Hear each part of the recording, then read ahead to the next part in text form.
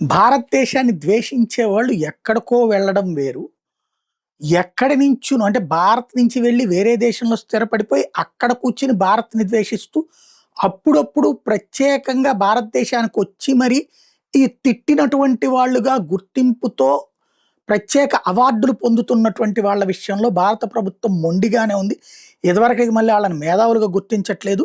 వాళ్ళకున్నటువంటి ప్రత్యేకమైనటువంటి ఏదైతే dual citizenship ఉన్నా సరే, ఓవర్‌సీస్ సిటిజన్‌షిప్ ఉన్నా సరే, ఓవర్‌సీస్ ఇండియన్ స్టేటస్ ఉన్నా సరే, ఇండియాకి రావాల్సిన అవసరం లేదని తేల్చి చెప్తోంది. ఎవరైతే ఈ అపర మేధావుల్లో ఒకరైనటువంటి అమ్రిత్ విల్సన్. అమెరికాలో ఇది బ్రిటన్‌లో ఉంటుంది. అకాడమిక్ అండ్ యాక్టివిస్ట్ కింద చెప్పుకుంటుంది. భారతదేశాన్ని విపరీతంగా ద్వేషిస్తుంటుంది. కాశ్మీర్ వేర్పాటువాదాన్ని ప్రోత్సహిస్తుంది. హిందుత్వాన్ని ద్వేషిస్తుంది. అనేక వీడియోలు చేస్తుంది. అనేక మందితో భారత్‌కి వ్యతిరేకంగా మాట్లాడుతుంటుంది.